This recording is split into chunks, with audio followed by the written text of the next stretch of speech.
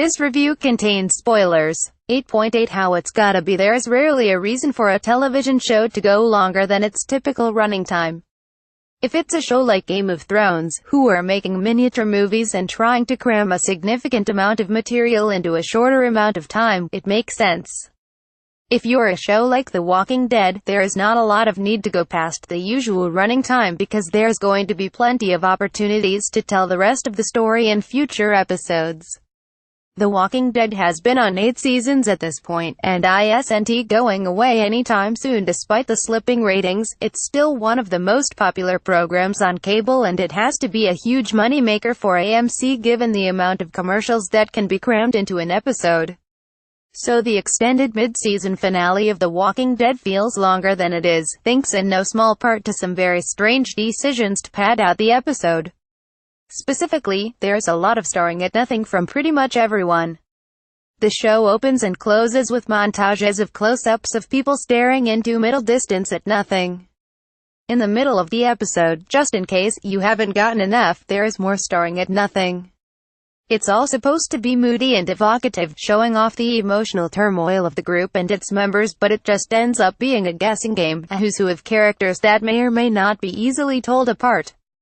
Of course, there are a lot of great things scattered in between the shots of staring, if you can see them well enough in the dark to make them out.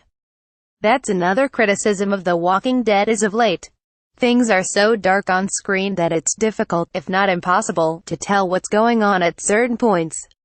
When you add on to the darkness the fact that scenes are obscured by smoke both from grenades and from explosions, and you get an episode that's difficult to follow along at times. Enid shoots someone for some reason, but it's not particularly clear why Shed shot Netanya unless you watch Talking Dead and see the freeze-frame shot of Netanya holding a spear over Aaron. When the Saviors overtake Maggie's column of hilltoppers, Simon shoots one of the people in Maggie's vehicle. At first glance, it looks like Jesus, but it turns out to be one of the no-names filling in background scenes. In Rick and Negan's fight, it's difficult to determine who is who. When it works, as it does in Carl's sneaking trip through an exploding, flaming Alexandria, it works very well, but it's difficult to tell a story when it's difficult to see just what is going on. Not helping the confusion is the fact that How It's Gotta Be jumps between any one of 24 characters at any point. You have the 3 savior groups restoring order, or trying to. You have Carl and his father discussing the future because of reasons. You have Maggie trying to run Hilltop. You have Ezekiel squaring off with the Saviors. You have Rosita and Michonne. You have Aaron and Enid trying and failing to reach out to the Oceanside community.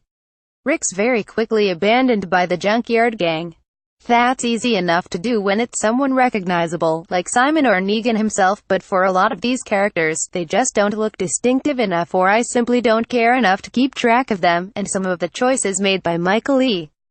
Satra's Emmys this week aren't making that easy. Between offing red shirts and then having a main character randomly show up in at the end of this episode, The Walking Dead has a serious lack of teeth when it comes to removing major characters, and most of those seem to die either when they are finally starting to hit their stride or because the actor wants off the show, or both in the case of Chandler Riggs. Anyone can die at any moment in a world like this, and the fact that Negan wants the rebellion leaders captured alive gives them all an extra layer of invulnerability. Yes, Carl being bitten is shocking, but it's the wrong sort of shock. It feels random, and it feels like the sort of thing that Carl wouldn't be able to hide by this point, shouldn't he be on his deathbed like Gabriel. Granted, the secret bite is a trope of the zombie genre, and it gives Carl a better reason to offer himself up to Negan as a sacrifice, a nice scene handled very well by Chandler Riggs and well written by David Leslie Johnson and Angela Kong. Carl knows he's already dead, and this is an easy way out. However, from a show standpoint, a move like this is going to completely rearrange Rick Grimes as a character and scatter most of the comic book arc to the wind.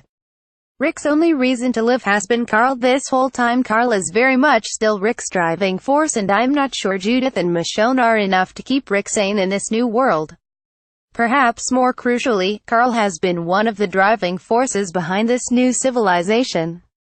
He's got an entire plan to save Alexandria, and people respect him enough to listen to him and carry out his plan.